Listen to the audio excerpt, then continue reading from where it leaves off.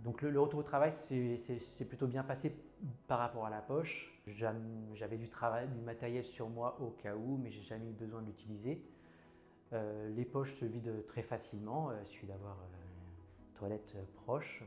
Comme on a besoin d'aller aux toilettes lorsqu'on n'a pas de poche, dès que je sentais la poche un petit peu pleine, j'allais aux toilettes et donc je vidais ma poche très facilement. Donc j'ai pas eu de problème particulier, mon équipe en était informée.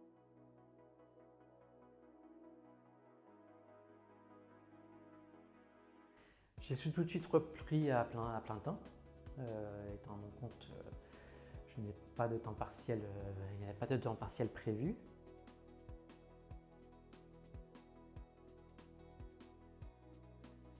Alors moi, en fait, à partir du moment où j'ai eu une stomie, comme je n'avais pas de contraintes par rapport au travail, je n'ai pas trouvé que ça faisait sens de parler à mes collègues. Donc finalement, personne ne savait que j'avais la stomie au travail.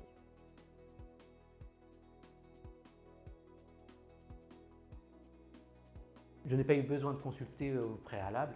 Je suis retourné très rapidement au travail sans avoir besoin de consulter auparavant, puis au préalable.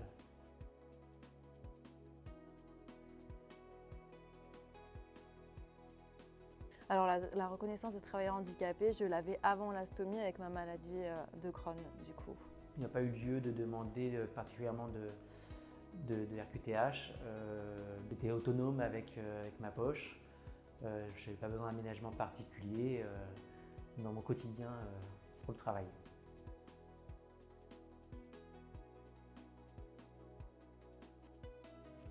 Si on peut, le mieux c'est peut-être d'en parler autour de soi, ses collègues, ses supérieurs.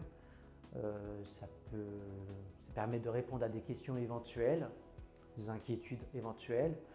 Et puis ça permet également, quand on a besoin de s'isoler un petit peu pour gérer un problème avec la poche, de ne pas avoir d'interrogation, de ne pas avoir de questionnement par la suite. Suivant le travail, ça peut être plus ou moins simple de reprendre en fait avec une stomie. Ce qu'il faut, c'est peut-être prévenir les collègues. Alors moi, je trouve que la communication comme ça, quand on n'a pas de problème comme moi, c'est pas forcément essentiel. Mais quand il y a des points de vigilance justement, qu'on peut avoir des fuites, qu'on peut avoir des douleurs, qu'il y a des charges qu'on ne peut pas porter, il vaut mieux prévenir, il vaut mieux en parler, que ce soit clair dès le début. Comme ça évite peut-être justement d'avoir des moments gênants, d'avoir des moments où on est un peu embêté parce qu'on n'a pas envie d'expliquer. Au départ, on prévient, là c'est dit, et du coup tout le monde sait comment réagir en fonction de la situation et en fonction de la personne.